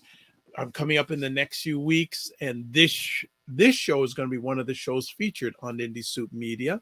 So we're looking forward to that. And hopefully once in a while, Dr. Tachi will come on and join us. Yay. We'd like that. Michelle says, the South is so red. South Carolina coast, is purple, which I'm hoping grows in the next 6 to 7 years. Yeah, South Carolina is like looking at a Target bullseye. By the way, I'm still mad at Target for using a Faith Evans song for their Christmas thing. I heard that ad. Yes. I'm like, what made you choose that? And amen to the Black person who suggested it. But it's like a bullseye because it's blue smack in the middle where Columbia is, red all the way around it, and then, like she said, purple around that coastline. Doesn't quite go around the other areas towards Aiken, up in the upstate, Spartanburg, and all that stuff. But yeah, it looks like it's like a bullseye. And I think what's going to have to happen is the purple's going to have to. I think the only way to change it over the next 6-7 years is that the purple bleeds into the red as the blue expands out. Yeah. Okay. All right. Just doing a check-in with everyone. We got 3 more stories to do. Are we still good? Let's go. Lala, you good? I'm good. All right. Let's talk about this. This happened a few weeks. Well, recently. No, this happened this week. This week, yes. Suspicious letters, particularly laced with fentanyl, sent to election offices being investigated by the federal law enforcement. What? Okay. So again, we talked about the election earlier on Tuesday. So people were sending fentanyl-laced letters to these the election office and to these election. It's like when the federal government has to tell people, make sure you got Narcan at the polls. Yes. How did we get here? Yeah. How did we get here? How did we get here? And these people want to talk about getting rid of fentanyl at the border. We need more border security. No, we need more election security, because you can't go vote without somebody throwing some fentanyl up on one of the ballots. That's right. It shouldn't be that dangerous to exercise our rights. Yes. You know what happened to the fact that, you know what, your candidate didn't win? Better luck next time. You live and fight another day. Gone. Those days are gone. You are killing people because you're not getting your way. It's fraud. You don't win now. You do everything you can to prove that you did. Then you try to take out the other side. We are beyond dangerous ground. We always say we're beyond it, and I don't put it past us where there's times where we're going to have to look behind our shoulders when we're going to vote. This is a very dangerous time. This past week, I found one of those tests that they used to give to Blacks in the South to allow them to vote, and only give them 30 minutes or 10 minutes for a 30-minute test, and the questions were so ridiculous that there was no way you could answer them. And I'm going to put that in the Discord because I think it's very important for you to see, because we truly need to remember the history. These are the modern ways of how they are doing these tests so that they scare us from the polls. We need to be vigilant about it, but we also need to remember the history. Yeah, and to your point about remembering the history, it's not even a modern way, because remember when Black people try and vote or go register in the 30s, 40s, 50s, and 60s, it was okay for the sheriff to come up, and this did happen, and shoot someone right on the town hall lawn as they were trying to go and register. This is basically what we're doing. Remember back in 2018, people were complaining about going to the polls because those open carry states, people were showing up to vote with their AR-15s on their backs. This time they might actually use them. And not be afraid. They weren't afraid to carry them in the first place, so they're not afraid to use them. Mm-hmm. Yeah. So there's that. You can get fentanyl poisoning from going to vote, but the border's the problem. I'm sorry. It seems like the fentanyl is coming from inside the house. No, thank you. The Republican House at that. Okay. Yeah. I mean, the border's not the problem. The problem, like Vivek said, y'all need to worry about what's going on at home. Fix your own house first. Right. And Michelle says, I missed this news. It wasn't on TikTok. No, it was breaking news on Wednesday. I saw it on MSNBC, CNN covered it. So, I mean, it like literally broke that they found this. And it's, I mean, when they did the press thing, and the warning was, make sure you've got Narcan. What? Wait, you talking about poll workers who volunteer and aren't getting paid now have to carry Narcan? Yeah, now they got to go that far. Yeah. Little old 80-year-old ladies who just check and verify names and addresses have to now give Narcan shots. God, my stomach just drops. I mean, that's, we laugh about it, but when you really think about it, this is way too much. Now you got people even going to want to volunteer. You know. Okay. So we're going to move on to our next conversation piece now. And Michelle is all in this week. Michelle, you know what? You need to join the Discord group, Michelle. What's going on here? And also, I'm going to say you're more than happy to come on one of the shows too. Yeah, we mentioned it. We mentioned it at the beginning because I said, and we're going to talk about it again at the end as a story. I want people to pay attention to what's going on with the New York mayor. Yeah, he was in DC this week to talk to and it was. I'm sorry. He says he was there for Veterans Day and all this. No, you were there because you're trying to check about getting your phone back. All right, we're going to leave that. We're going to leave that there. We're going to move on to our next conversation piece. Alabama mayor commits suicide after conservative website publishes photos of him in women's clothing. This to me is so sad. I can't remember. Do you all know if he was a Republican or a Democrat? I think he was a Republican, right? I believe he was a Republican. And the only reason I'm asking is because the only statement I actually saw came from the Democrats in Alabama. They shut it down. They wrote a very nice, heartfelt statement on this.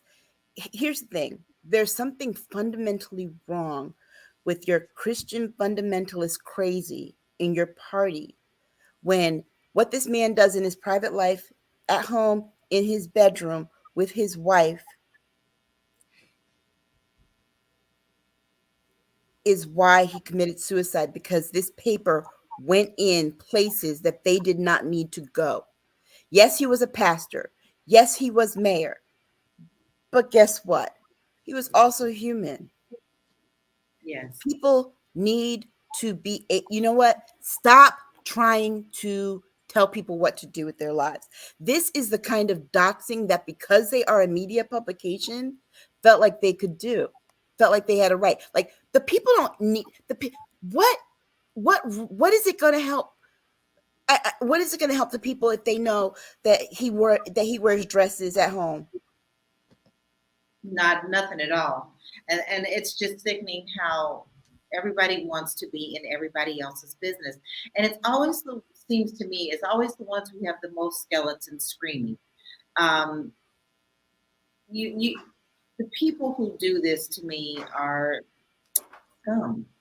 You don't need to be in somebody else's bedroom. This man wasn't hurting anyone. And it was something that he's doing as an adult. Now I can guarantee you sitting home looking at some things you probably shouldn't be looking at now on your computer on the side, but you don't want someone talking about you in public about that. I feel for this man. Yes, he's a Republican, but y'all always know. I've always said, I don't care if you're Republican or Democrat. If you're a good person, you're a good person. If you're a bad person, you're a bad person. I don't care what side you're on. This man did not deserve to be outed the way that he was, and this is harmful to his family. His family is going to have to still live with this. Not only the death and how he decided to take his own life, but now the shame of the community that is going to come into this. This doesn't just affect one person for one fabulous 5-second headline. This affects people much deeper than that, and it's disgusting. Yeah, and it's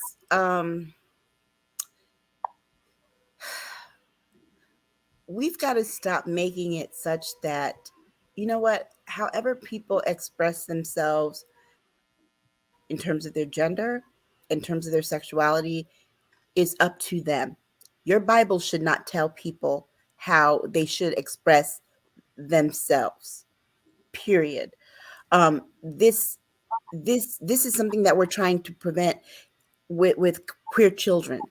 Okay, you know what we saw happen, and when you're the parent of one, it really impacts you when you see this kind of stuff happen. This man did not deserve the outing. Not only did they just publish the pictures, they kept going after him. It was article after article after article. That to me is not reporting the news. That is harassment. Yeah. That is harassment. And if he, okay, so he had some, he had what, Instagram accounts or some kind of accounts where he had his persona.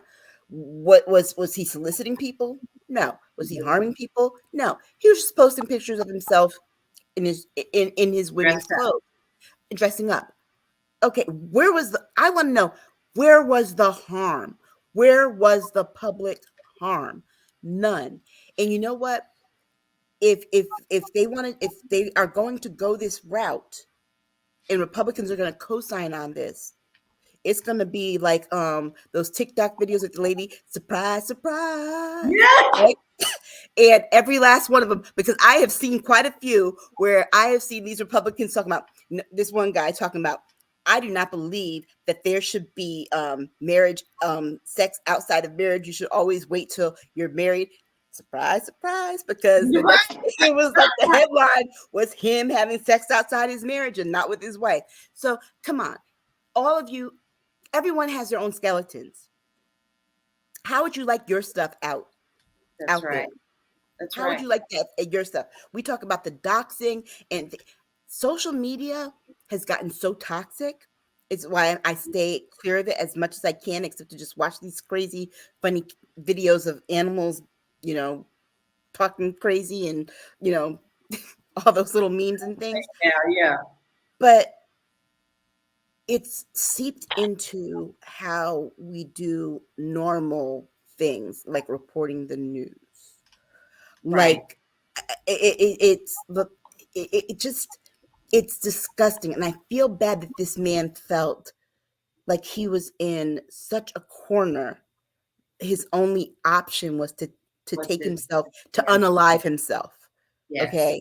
I don't, and we're all going through things. We're all going through some struggle things. And I was listening to this in my car and people were talking about it, and I'm thinking to myself, I'm like, yeah, I'm going through some really difficult, challenging things right now, but nothing is making me think that I can't get through this tunnel. Yes. To the point that I don't want to be here. I just need to get through the tunnel. Hopefully it happens sooner rather than later. This man felt like there was no end. No hope. There was no, that the tunnel had an end, but it didn't have an exit. And I really feel we probably disagree on politics, but I feel for him as a human being. I feel for his family. I feel for his children. I feel for his community. Because remember, this paper, what is it, 1816 or 1819, whatever it is, if they came for him, they're going to come for you. They sure are. LaLa, anything you want to add? No, I think I've said it all. My condolences to his family and that community, because don't forget, he was a pastor. So now his church is without a leader as well. And that is traumatic. I mean, they're going to have to cope with this as well. So, despicable. And just one more thing. And remember, he wasn't hurting anyone. And we're talking about the church. Do you know how many adults have grown up in the church and have been molested by pastors and priests and things? And this man, all he was doing was having happy time with his wife and in his clothes and dressing up and taking pictures. And he got condemned for this, but they don't want to condemn these pastors and these preachers who are taking advantage of women, children, and young men. Yes. Okay. All right. X, good stuff. So Michelle says this is horrific. But she also asks, but is clothes really gender specific? I don't think they are. Dr. Tachi says this is absolutely despicable. She also says, is that what Jesus would do? That site should be sued. Yes. And Regina, and they will hide behind the fact that they are media. They will hide behind the fact that they are media, a news media. Yeah, Regina says, I agree with Dr. Tachi. Absolutely. Thank you. Good to hear from you, Regina. Good to see that you're in the house. We have reached our final conversation topic, and this may be a two-parter, but let's talk about it.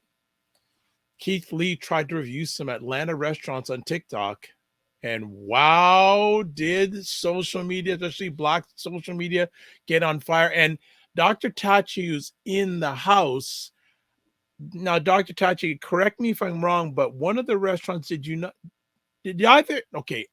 Keith Lee come on, or did one of the restaurants he was critical about come on Mediascope? Put it in the chat. But ladies, what do you think about this story? Well, there's layers to this. There's lots and lots of layers to this. And coming from our community, you do want to support your own. It's hard for any business to start, especially the food industry. Let's take it. You'll have a place open one weekend and be closed the next weekend because it wasn't ready. Okay, so that's already a hard industry, and it's even harder for people of color to get the resources and the things that they need to open a proper business, and to be able to handle that, especially if it becomes popular overnight. Let's face it, even Sweeties, the big popular restaurant they expanded too fast. They didn't make it in LA. All right. That's an extremely popular restaurant that didn't make it in a major city for various reasons. So I can see both sides of this. And yes, we want to give our community a chance, but our community also needs the resources in order to run these businesses correctly. And how do you not bash them when things aren't exactly up to par? So to me, this is a whirlwind of situations, and you're right, it could be a two-parter, because we have to address each part of this as a different piece of the puzzle for it to be successful. But if the man was being honest about the restaurants, the man was being honest about the restaurants. And that should be our cue to say we need to do better. That's my point about it. Okay, death threats are unnecessary. The fact that he's getting them really disturbed me, first of all. Yes. That said, I agree with everything that LaLa said. If if it was another critic that came through, not someone of our own, and evaluate it, what would you do?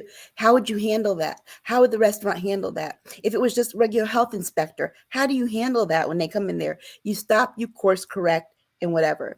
The onus is then on the business to rise to the occasion and take criticism and improve.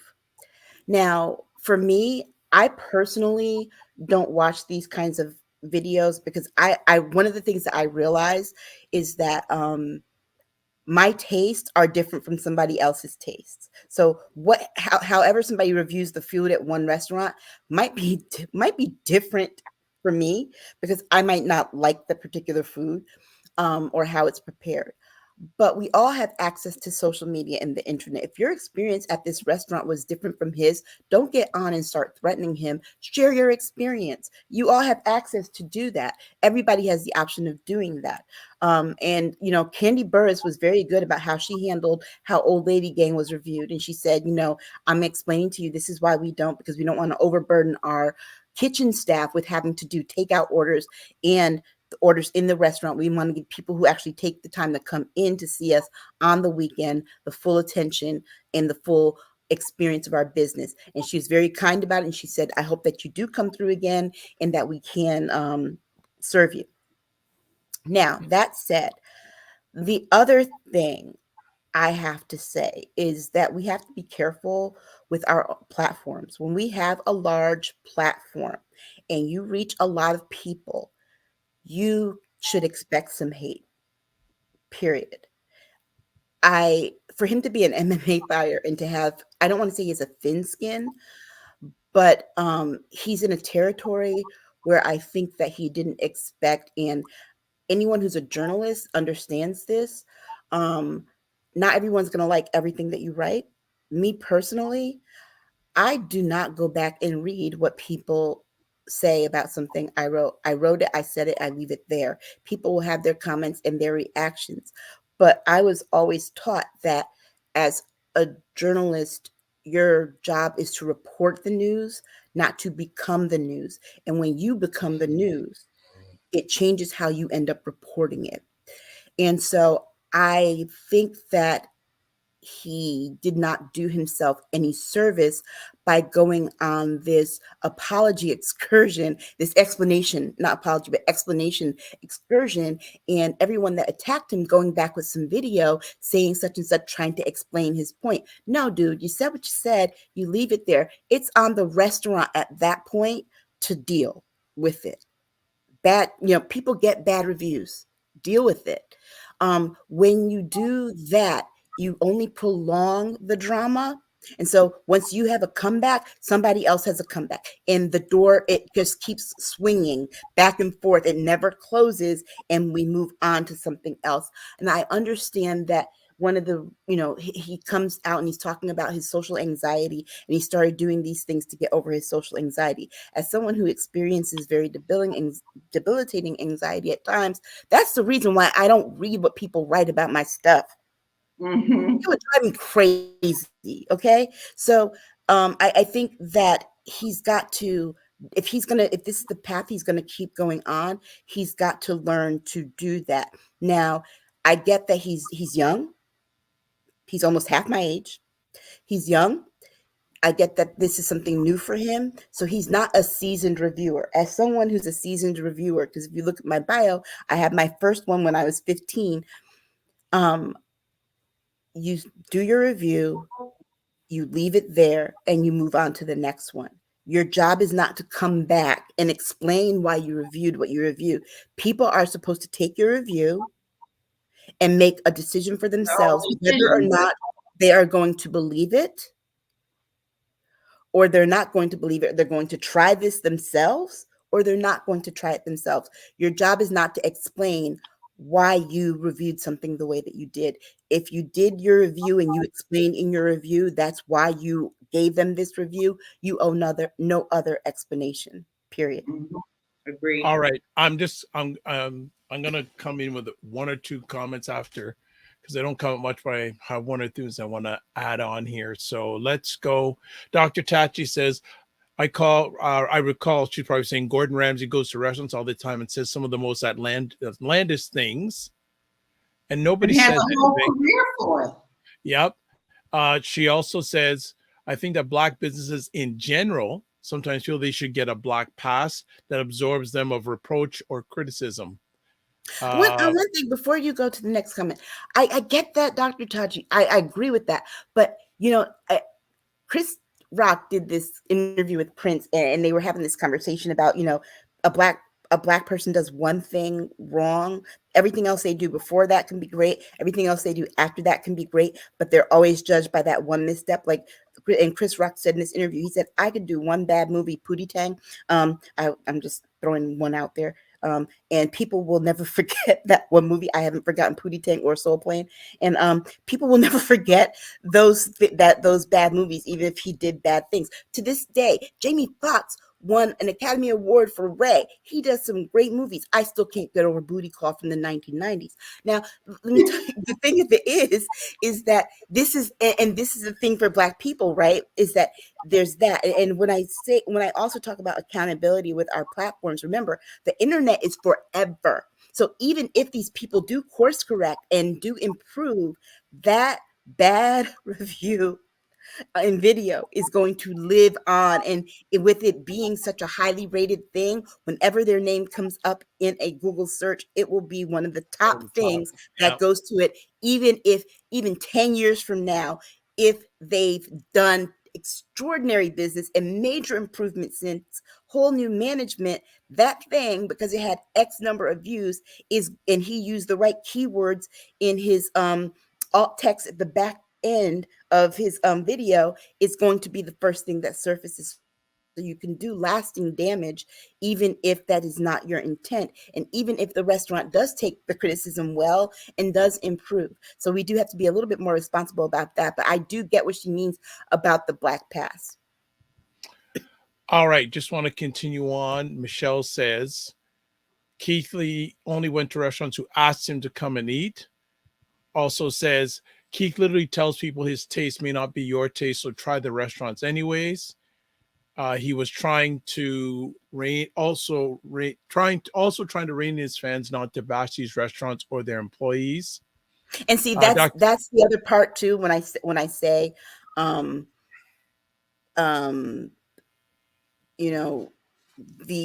the explanation part that kept going on, and he was trying to rein in his fans and going on and on about that. That is also part of why I feel that he didn't need to go there, because it just gave additional more fuel to the fire. Yeah, it just, because think about it, it's like when we talk about politics, like with politics, it's like the more you try to rein Donald Trump in, the more people like him, the more explanation. It just doesn't work. It's probably just easier to say, I said what I said. Next review. If this was the case and he wanted people to stop and to move on to the next thing, the smarter thing would have been to do a new review, put out a new review, and have people looking at that and focused on that. Your fans focused on the new stuff. But that's just the PR person in me. All right. Dr. Tachi, and she corrected the spelling of your name in a later post. Said, that's a great point, Aisha. I think we need to remember that he is not a trained journalist, but a citizen journalist. At this, he probably should get some training to help. And that's a good point, because it brings back to the restaurants. Both the restaurants, they need additional training in terms of how to do customer service and manage their stuff, and proper etiquette and things. And people, if you're going to do these videos and things and try and get all these likes and all this attention, you've got to have the training to do it too. So or how to handle it. Michelle says, but Ocho need not speak. Agreed. And Dr. Tachi corrected with the spelling, and see, she goes, this voice type is messing up. Yeah, no, whenever you say my name in voice type, it does the AYESHA. And then she also says, you're absolutely correct, Aisha. So we're going to end our conversation but I'm going to just add in a few points, and if either Lala or Aisha want to add, we'll close it down for this conversation. First of all, not every Black business has bad customer service, and I think some people, but there are some that do. Mm-hmm. Let's put it out there. But another point I want to add: when you're in business and you are Black, I say you've got the left-right hook. The right hook is a lot of white people don't support you. And the left Mhm. hook is a lot of Black people, a lot black and white. A lot of Black people won't support you. Sorry. Mm-hmm. So it's a double entendre. Interesting point. I don't know who said it, but what would have happened? I think Aisha may have said, if it was a white critic that would have criticized a Black restaurant, would we have been as vocal, or would there have been as much vocality social media wise if it would have been? And I know Gordon Ramsay has done on his latest Kitchen Nightmares, which is this past week, was a Black restaurant. I'd be very interesting to see if anyone pushed back on Gordon Ramsay on that. Well, no, you know why?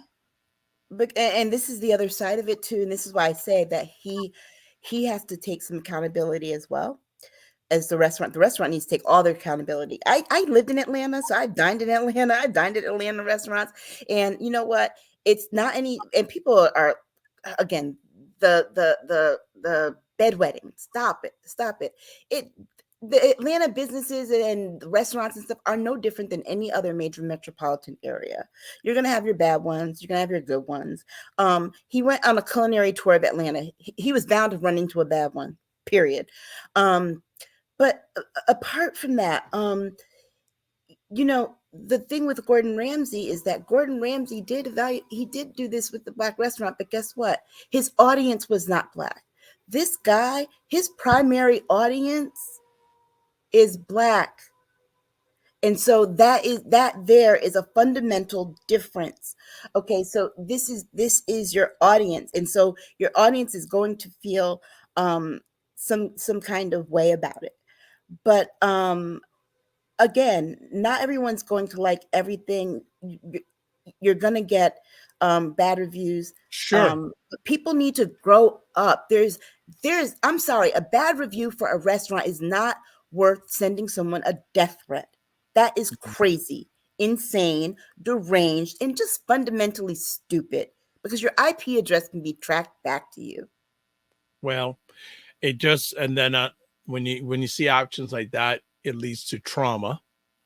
Mm-hmm. And I think another challenge that we as Black people have who run our own business, I say one of our biggest challenges is access to capital, Right. which is a whole other conversation, right? Like, look at this. Look at like people like Sam Bankman-Fried. How many Black people would get the access of capital that he got? Then I don't know, there's a lady who just went to jail. I can't remember her name. She had this. Keisha Williams, because I just watched it on American Greed before the show started. But there was a lady who had some sort of product. She's fairly young, and she got piles and piles of money for a concept that never really existed. Can't remember her name. Elizabeth, what's her name? The lady with the pricking the finger thing. Yeah. So, Mm-hmm. But I still no excuse for bad customers. But there are some barriers that many Black people who are in business have to deal with that many white people don't even know about or never have to deal with. So we'll just leave it at that. So we done. We are finito. So before we let the ladies exit, are there any stories we should be keeping an eye on over the next week? Eric Adams. Yeah. Go ahead. You go first, Aisha. You go first. Eric Adams. Just watch it. New York City mayor. We're definitely watching that. But I am also keeping my eye on the situation with banks. There are a lot of shenanigans going on with these banks that are not putting in deposits correctly or allowing people to withdraw their monies. The biggest thing today was Wells Fargo is refusing to give people back some of their monies because you're kidding. No, and I'm not surprised because it's Wells Fargo. That I'm sorry, I am not a fan of Wells Fargo. Never have been. I've seen too many things with them that would never allow me. I would never bang with them. So I'm going to be keeping my eye on that. Oh, there's one more thing that I think everybody should keep their eye on. And I was listening to it again. If you get a chance, listen to Sirius XM Urban News. It's a very good channel. They talk about issues that are important to Black people. But the Supreme Court issue about whether or not a person who has committed domestic violence should have access to guns. Yes, to guns. Yes, because, yes. I have heard of. Because one of the arguments that they're trying to make is that, well, we've used, rather than just saying, no, it's a crime, he shouldn't have a gun because it's a crime and this guy was a bad person in the first place. What they went and they said was that, well, because there have been no gun laws since 1791 or whatever. Well, we've had this restriction before where we denied people access to guns, slaves, Native Americans, and it was argued in court. And so if they win on that, what they can then do, because remember, Supreme Court, it sets precedent. It means that if you are Black and you want to get a gun, you can be denied because the government has denied in the past the access, and they've never really restored that. Yeah, I listened to that story this week on NPR radio, and it's gonna be very, very, very interesting about that story. So before we shut it down, we got one more comment, then we're gonna get the ladies. Oh, why am I not surprised? This is the last comment. Jen says, "Fabulous show as always." There you go. Thank you, Jen. There's still a spot open for you whenever you're ready to come on. And you too, Michelle, and you too, Dr. Tachi. We need you to come on and hang out with us, family. Whatever you got, and whenever you got some time. So before we call it a show, how do we get in contact with LaLa? Hello, my lovely people. You can reach me at Realty Goddess on all platforms. Fantastic. And next up, there you go. Yeah, you can find me on Instagram, but the better place is our Discord channel. There you go. Done deal. Very nice. And myself, as I come on the screen here, the drvibeshow.com website, email dr.vibe at the drvibeshow.com, YouTube, Facebook, LinkedIn, The Dr. Vibe Show, X at the drvibeshow.com, and also at the Dr. Vibe Show on the gram, as they call it. So before we call it a day, we got a few last things. As always, let me just pull it up here. Subscribe to the Dr. Vibe Show on LinkedIn, YouTube, and the notification button. Hit that notification button. Also follow the Dr. Vibe Show on LinkedIn, Facebook, Instagram. Please, if you're up to it, if you're interested, advertise your business, product, or service on any of the platforms I host. Email me dr.vibe at the drvibeshow.com. And hey, usually I say it the most, but Aisha said it more than I did. Join the Discord. Join the Discord group. That was good dinner. By the way, it was a good dinner. I had keeping up my good eating habits. I had a bean and rice burrito with green peppers. It was very nice, very filling. So join the Primetime Saturday with Aisha and LaLa Discord group. Email me dr.vibe at the drvibeshow.com. Very, very active. Aisha and LaLa and Jen are on fire. So I'm expecting everyone else to start kicking it up a notch, as Mr. Emma Lagasse would say. So let's finish off with this. Live your life as a dream. If you can dream it, you can make it. Sometimes you have to get small to get stronger. Block assumptions and aim bigger, aim better, aim higher, aim wider. Love, faith, and respect. Remember to give yourselves grace and don't just manage your time, manage your energy.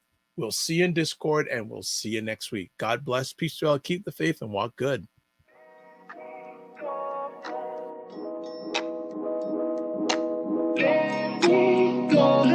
You